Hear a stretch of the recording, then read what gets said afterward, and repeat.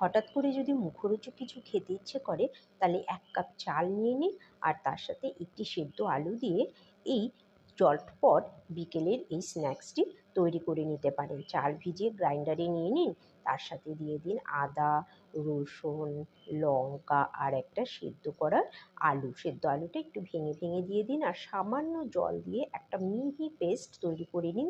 তার মধ্যে দিয়ে দিন গোটা জিরে, চিলি ফ্লেক্স, জিরে গুঁড়ো, ধনে গুঁড়ো, চাট মশলা আর ধনেপাতা কুচি।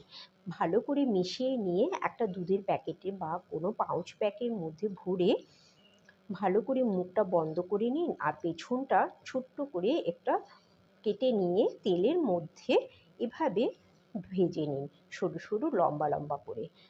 একদম সিম আঁচে কিন্তু এটা ভাজতে হবে, তাহলে খেতে ভীষণ ভালো লাগবে চায়ের সাথে বা শুধু, অথবা টমেটো কেচাপের সাথে পরিবেশন